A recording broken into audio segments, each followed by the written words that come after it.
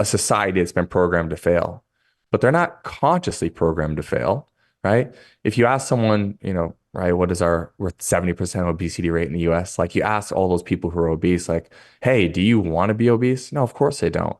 But subconsciously, they're wired in a way that creates that behavior, and they're not making the choice out of a conscious, hey, let me do this or not do this.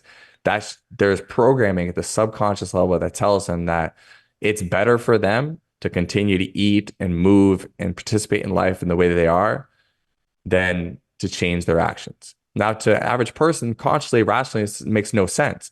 But if we go beneath the surface, I'll give you an example because part of my journey, like I said, I grew a business with over 1 million YouTube subscribers in the fitness space. I got to see a lot of these case studies play out. And I would see that someone who's struggling to lose weight, it wasn't about, hey, just eat in a calorie deficit and do these exercises a few times a week. For them, if you go beneath the conscious surface subconsciously, you might get a mom who believes subconsciously that the more time she dedicates to work, the more to working out or to eating right, the less time she's going to have with her family. So subconsciously, she believes that if she were to dedicate time to that, she'd be a worse mom. And so she's not willing to make that sacrifice. To her, there's more pain involved with making that behavior change because her kids mean more to her than she does even, right?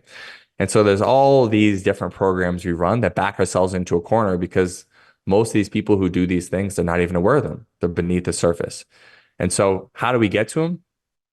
We have to close our eyes. We have to go within. This isn't fast food. This is the opposite of the society we live in where everything's automatic. I want it right now. You have to slow down. You have to close your eyes and you actually have to feel into what it is you want in your life and then notice and feel into the emotional resistance that comes up. And resistance is just a word for doesn't feel good,